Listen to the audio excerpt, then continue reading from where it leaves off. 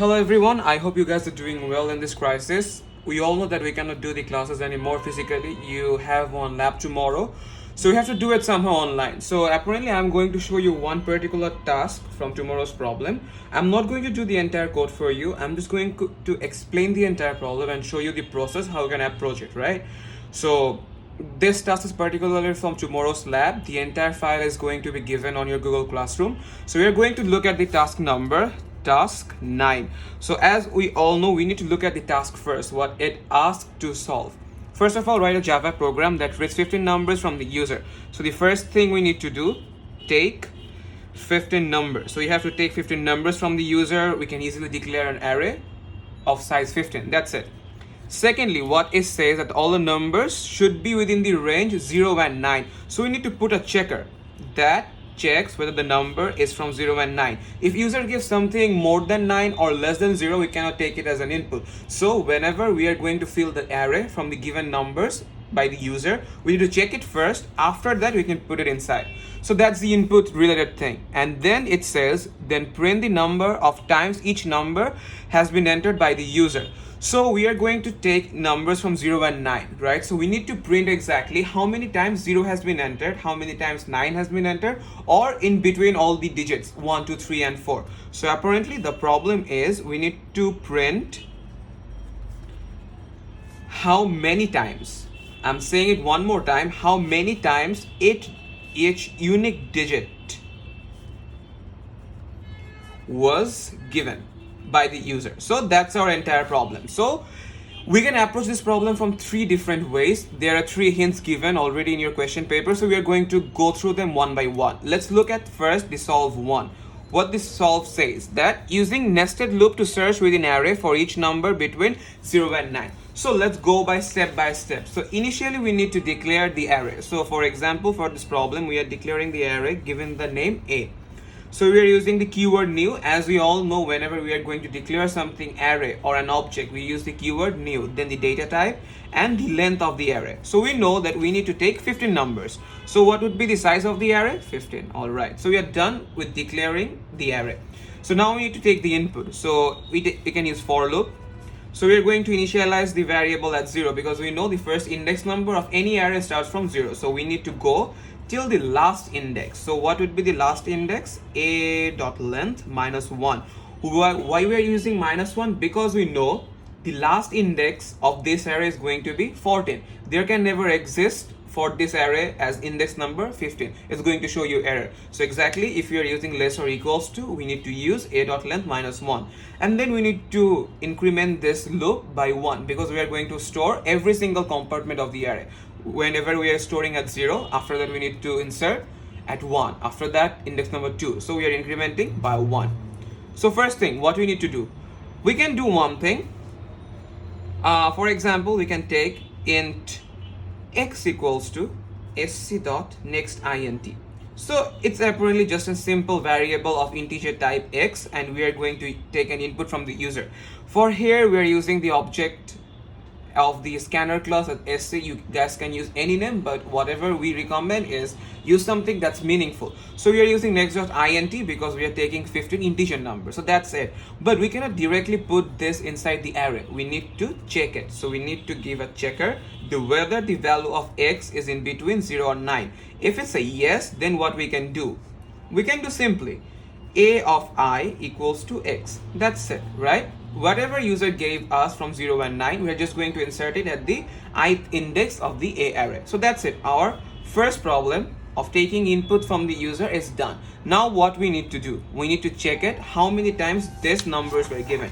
So if we see a simulation here, it's just an example. We are assuming the numbers that user can give us 0, 1, 2, 3, 4, 5, 6, 7, 8, 9, 10 till 15. So our index starts from 0, 1, 2, 3, 4, 5, 6, 7, 8, 9 till 15. For example, user first of all gave us number 1.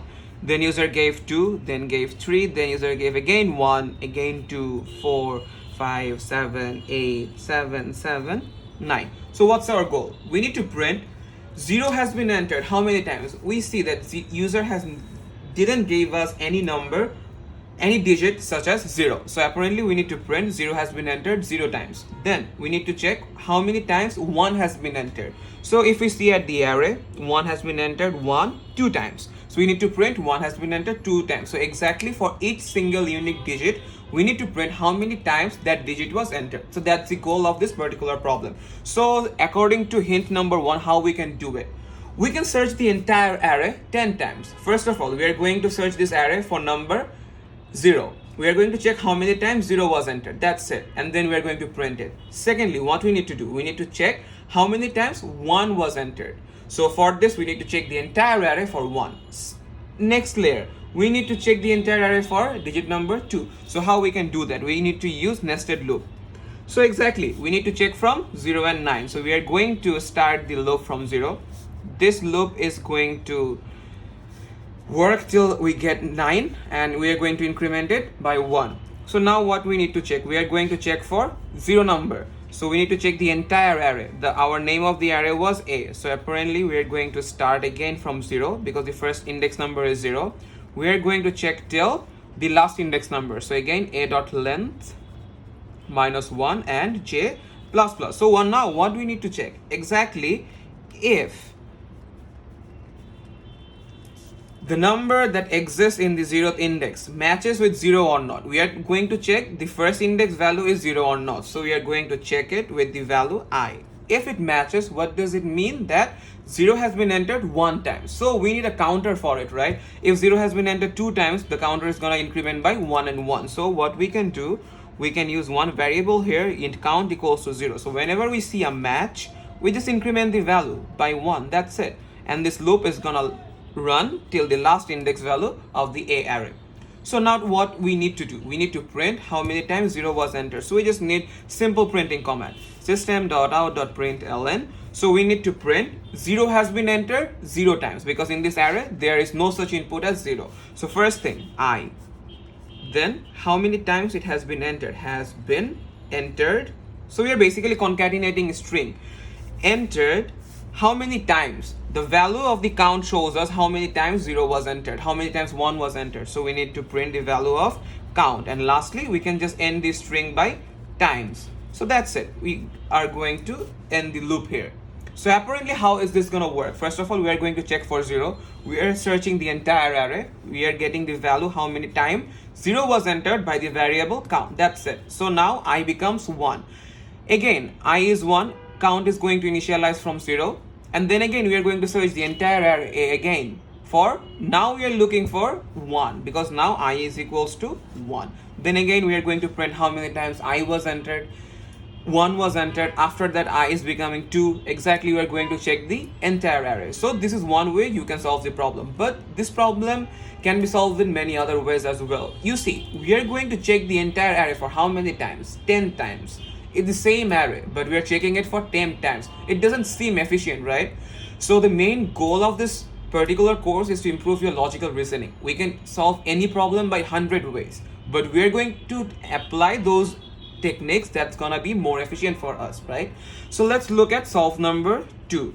Let's look at the number 2 hint. It says using 10 variables as counter or tally. So it's gonna say us whenever we are going to take an input from the user, we are going to check whether it's 0 or not. If it's 0, we are going to increase the value of 0 count plus plus.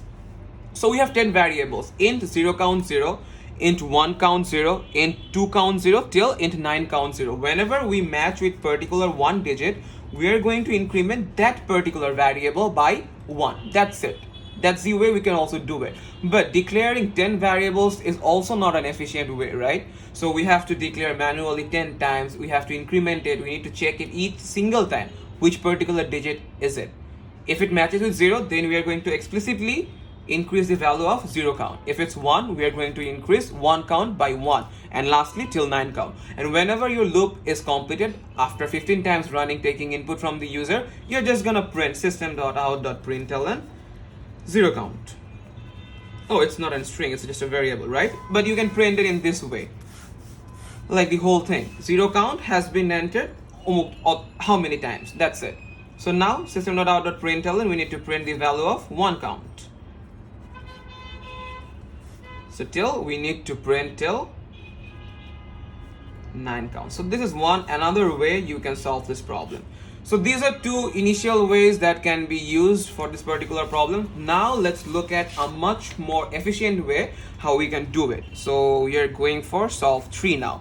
So let's look at solve 3. What does it say? Modify task 9b and use a second array as the counter instead of 10 variables. See what I exactly said, 10 variables declaring and incrementing every single time is not efficient. So what we can do? So we know that the numbers can be only between 0 and 9, right? So 0 and 9. In this range, how many values do we have? We have 10 values. So what if we declare another array as b and the length is going to be 10?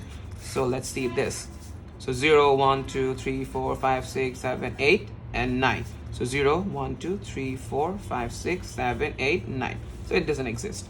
So initially, whenever you declare an array, the initial values are 0. We all know this by this lab, all right?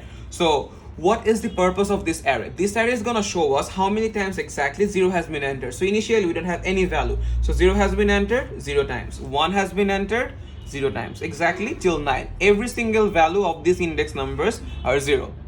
So we have another array, a equals to 15. We know it. Exactly, we are following the steps of solve 1. So we are going to take input from the user. So now let's imagine we have 15 scopes here. So 0, 1, 2, 3, 4, 5, 6 till 15. So first of all, user gives us 1. In the very first index, we have now 1. So initially, this array shows that there hasn't been any value like 1. So the index of this particular 1, the value is 0. But now we have a value. What user has given us, that's particularly 1. So what we are going to do, we are going to increment the value of this array by plus 1. So it's now becoming 1. Now user gives 2. We are going to check here. The initial value was 0, but now we have one digit as 2. So we are going to increase this value by plus 1. Now what if user gives another 2? We are going to increment this particular index value by plus 1 again. So initially it was 0. When we got the first 2, it became 1. And when we got the second 2, this whole thing becomes 2. So apparently when we are going to check, ultimately after taking all the inputs, if we print the particular value of this index number 2, we are going to see how many times this value was entered. So that's the main purpose of this technique. So let's see it again. Now user gives 4. Initially the value of index 4 was 0. Whenever we are getting 4, we are going to increment it by 1. So now this value becomes 1. Then user gives 5, 5 becomes 1. User gives 4 once again. So now this value becomes 2. What if user gives 5 again? This 5 becomes 2 again. So whenever we are going to take an input, we are going to make sure that in the array of B, we are also incrementing the value. Now let's see how we can do it. So I'm going to show you this problem without the checker, but whenever you guys are doing it, you need to check whether the values are from 0 and 9. So for example, we start the loop for taking input. For I int I equals to 0, I is less or equals to a dot length minus 1, and lastly we're going to increment by 1 1. All right. So now we see what we are trying to do. If there is a checker, if the condition satisfies, what we are going to do, a of I equals to sc dot next int. So we have the value now inside this variable. So what we have now, we have 1 inside. User is giving us 1.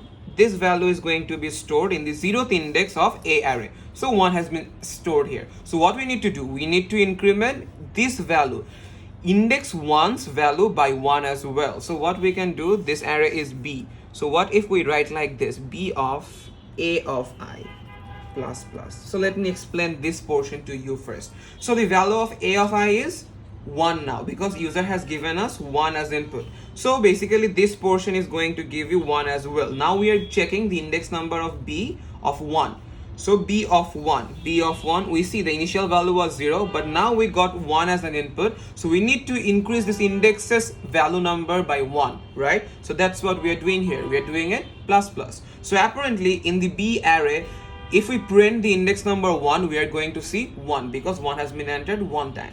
So exactly we need to do this for all the single inputs till the 15 comes up. So now user is going to give us 2. So apparently A of I is going to return us 2. So we are going to go at B of 2.